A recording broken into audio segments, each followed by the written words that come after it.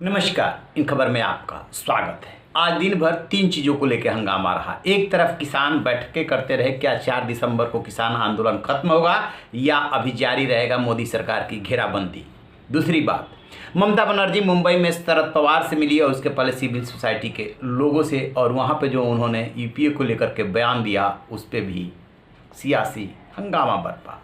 और तीसरी तरफ संसद, जो 12 सांसद निलंबित किए गए हैं उनकी वापसी को लेकर के विपक्ष अड़ा हुआ है और सत्ता पक्ष चाहता है कि पहले माफ़ी मांगे, लेकिन उसके लिए विपक्ष के सांसद तैयार नहीं हैं। लेकिन इस वीडियो में हम बात करेंगे ममता बनर्जी और शरद पवार की मुलाकात की।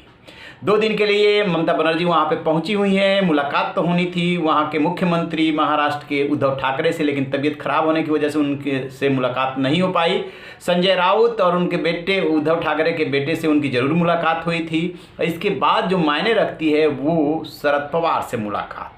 शरद पवार से मुलाकात के बाद ममता बनर्जी ने जो बातें कही हैं, और उससे पहले सिविल सोसाइटी के लोगों से मिलने के बाद जो कही कि विदेश में बैठ करके राजनीति नहीं हो सकती, फिर ये भी बात आई कि यूपीए है कहाँ, तो उन्होंने सीधे सीधे कांग्रेस पे वार कर दिया है। अब सबसे बड़ा सवाल ये है कि ममता क्यों खींची कांग्रेस से। दरअसल इसके जो बीज बोए गए थे वो पश्चिम बंगाल चुनाव में ही बो दिए गए थे। अधीर रंजन चौधरी ममता बनर्जी के धुर विरोधी हैं। जैसे तैसे वो चुनाव तो लड़ ली, कांग्रेस वहाँ से साफ हो गई। इसके बाद भी ममता बनर्जी ने धैर्य का परिचय दिया और बम्पर जीत हासिल करने के बाद सोनिया गांधी से मिलने के लिए आई। उसमें उन्होंने कुछ सजेशन दिया कि यदि मोदी को हराना है तो विपक्ष को एकजुट होना पड़ेगा, एक एक्सपर्ट ग्रुप बनाया जाए और जो सुझाव दे उस पर अमल किया जाए। ये भी कहा था कि जो लोग दबे कुचले हैं या जिनको न्याय नहीं मिल पा रहा है उनको न्याय दिलाने के लिए भी एक संगठन बना करके काम किया जाए। लेकिन सोनिया गांधी ने पुत्र मोह में इस प्रोजेक्ट को आगे नहीं बढ़ाया। प्रोजेक्ट से मतलब सियासी पहल से है।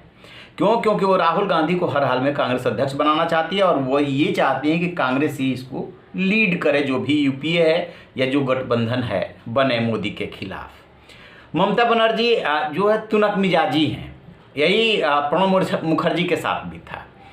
तो इतना देर तक वो धैर्य नहीं रख सकती। लिहाजा बीच में खबर यह है कि जो प्रशांत किशोर है ममता बनर्जी के रणनीतिकार, वो कांग्रेस में जा सकते हैं और वही कन्हैया और दूसरे नेताओं को लेके आए थे कांग्रेस में, लेकिन उनके नाम को लेकर के ऑब्जेक्शन हुआ और प्रशांत किशोर की कांग्रेस में आने की बात टल गई। फिर वो ममता बनर्जी के सलाहकार पर्दे के पीछे बने रहे। आपको याद होगा प्रशांत किशोर ने शरद पवार समेत तमाम नेताओं से मुलाकात की थी। तब ये पूछा जा रहा था कि मुलाकात किस लिए हो रही है। ये मुलाकात इसीलिए हो रही थी जो अब ममता बनर्जी ने पहल की है। दरअसल प्रशांत किशोर ने शरद पवार समेत विपक्ष के तमाम बड़े नेताओं से मिलकर के उसकी पृष्ठभूमि बनाई थी कि कैसे कांग्रेस साथ में आ जाए तो ठीक है, नहीं आती है तो भी मोदी के खिलाफ एक मजबूत विपक्ष खड़ा किया जाए। उसमें जो है ममता बनर्जी का चेहरा पेश किया जाए। ममता बनर्जी तेज तर्रार हैं, मेहनती हैं और पश्चिम बंगाल में न सिर्फ बीजेपी को अपित कह सकते हैं कि केंद्र सरकार पूरी लगी हुई थी, बुरी तरीके से मात दी है। उस दौरान आपको ये भी याद होगा कि नीतीश कुमार के भी आने की बातें चल रही थी। खैर अभी तो वो एनडीए के साथ है, उसकी चर्चा नहीं। चर्चा ये कि शरद पवार और उद्धव ठाकरे का इक्वेशन देखिए।